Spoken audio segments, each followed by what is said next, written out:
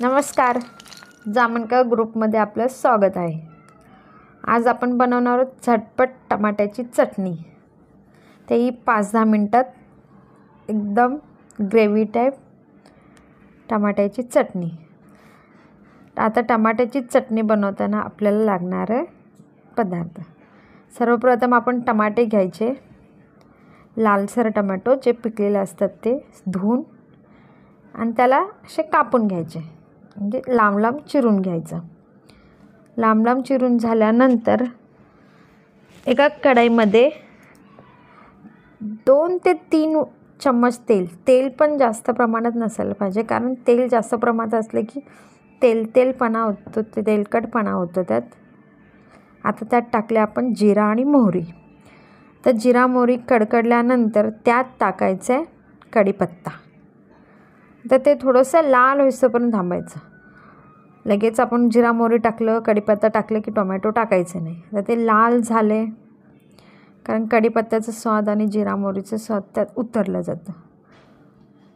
तर ते लाल झाल्यानंतर, जिरा आणि कढीपत्ता लाल झाल्यानंतर आपल्याला तेलातच हळद टाकायचं आहे।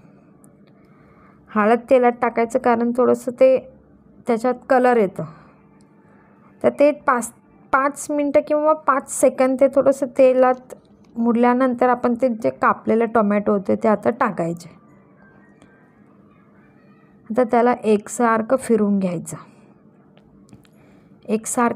घ्यायचं,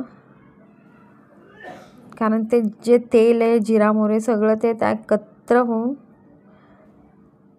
मुरलं पाहिजे। आता ह्याच्यात टाकायचं आपल्याला चवीपुरतं तिखट। कुणाला जास्त प्रमाणात लागतं, कुणाला थोडंसं कमी लागतं, आपल्या चवीप्रमाणे त्यात आपण तिखट टाकायचं आहे। आणि आता त्याला एकजीव करायचं। एकजीव करून झाल्यानंतर आपल्याला त्यात आता थोडंसं धनिया पावडर टाकून ते फिरवून घ्यायचं आणि चवीपुरतं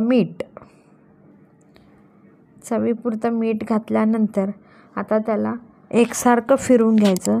तसं त्याला पाणी सुटल्यामुळे ते काही खाली चिपकत नसतं, ते आपोआप टोमॅटो मेल्ट होतात।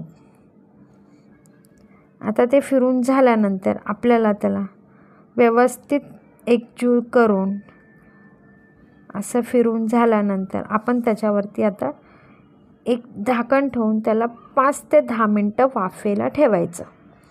वाफ देऊन झाल्यानंतर अशा प्रकारे आपलं ग्रेव्ही टाईप टोमॅटोची चटणी तयार होते, ती पण झटपट 5 मिनटात तयार। आता त्यात आपण वरती कोथिंबीर सर्व करायचं। अशा प्रकारे आपली टोमॅटोची चटणी तयार झाली। आवडल्यास चॅनल सबस्क्राईब करा, शेअर करा।